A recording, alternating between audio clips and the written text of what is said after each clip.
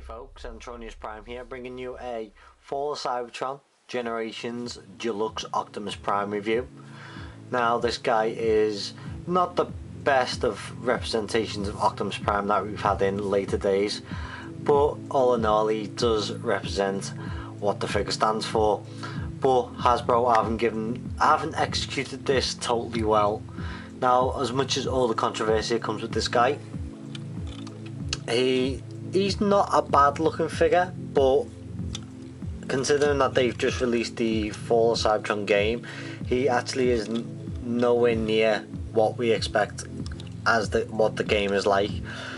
Now, what do I mean by this? The Optimus Prime, let's say, from his previous predecessors, apart from being the height being reduced, but not by a great deal, he's not sturdy, he's not built, he's not chunky as Optimus Prime has been in later days. Let me just show you some of the ones you might know. There's the War of Cybertron version. Now already you can see, the mass detail, the stuff coming off him. He's a heck of a lot chunkier than this guy is for the FOC version. Here's his classics. And as you can see, there's a dramatic difference. They've got the broadness of the shoulders, they've got the, a lot more aesthetic qualities to them. Where then we've got the FOC, which is sort of very slim, very slender for an Optimus Prime, or at least I find it, and it feels like it is more sort of an anime sort of Optimus Prime, very tall, elongated presence, which is a shame. But then again, it's new and nifty, but I don't know if it works for a figure. So anyway, getting on to sort of his finer qualities, the detail is pretty substandard what you will get from most of these guys, the classics and the War of Cybertron. We do have minimum paint apps, unfortunately. A lot of it is a silvery twitch, which you do get on sort of his Autobot symbols on his shoulders and on his arms, and we do have it on the wheels, and the inner wheel as well. We do get no light piping, unfortunately. Now, we didn't get light piping on the Fall of Cybertron one, but we did get it on the classics. But his head mold, if I can give us a closer in.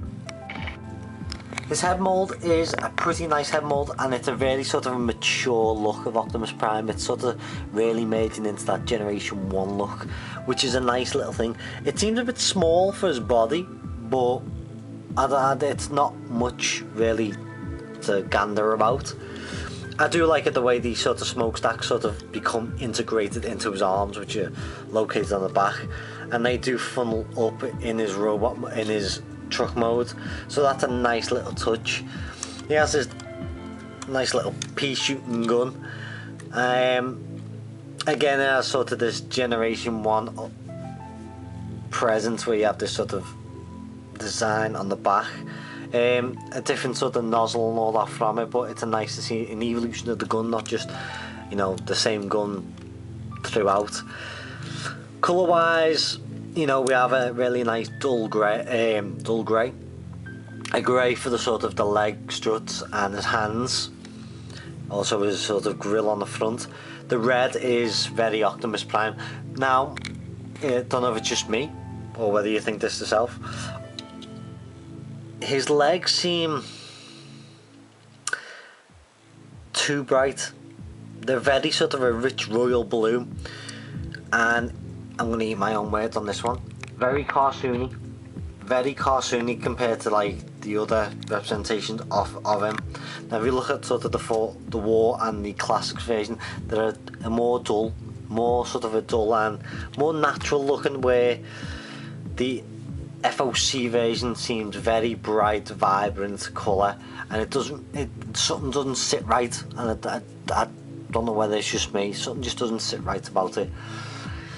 But aesthetically, he looks the part. I just feel like Hasbro could have put in a lot more work for him, and even it would have been nice to get a Voyager class for this figure, you know, considering that they've had 2 years to get back to the drawing board and recreate these for a game that is, you know, a big anticipated game for 2012. But maybe we might see some kind of revamp of him in the near future. Alternate mode is, it's nice. It looks like a fist, which I gotta say, but it's tiny. It's uber tiny. This is sort of really disappointing about the whole thing about Optimus. Apart from his size, his truck is really tiny, and compared to the likes of Jazz, there's no scale or anything like that like you would do with a Voyager like the Classics Prime. But it's got so much potential that this could be a better figure if it was on a larger scale. Now, as much as I do like the truck, we don't get anything on this smooth surface. The wheels don't really catch, and you have sort of a redundant wheel in the middle, so you only get really 4 working. Again, the vibrant blue really shows out. I do like this design. It looks very War Within, where you can sort of see where it may have evolved from. A lot more boxy than we had in the War of Cybertron version, but it could have been better. I love, like I said before, these smokestacks where they're integrated into, we don't have like sort of external accessory, and these fold down obviously in robot mode. Some nice little paneling details. I like this, the way it sits on its elbow and then just folds around the bumpers, but again, lacking in paint apps and just size. I think you know, this is meant to be a Cybertronian truck, and there's not really much going on. It's boring. It needs to be bigger. Now, his gun will fit on in his back. If you can actually twist this, you sort of hold this in robot mode, and you sort of flip this around, and you'll have it pairing over his cab in truck mode. But you know, you can put it on either one, or I think you can put it on the sides, but it looks a bit odd. But no, I kind of like it on the back, if so do, but 9 times out of 10 I don't have it with any weapon on. But a disappointment, really disappointing that this is only the size, and I think that, you know, in this case, size matters.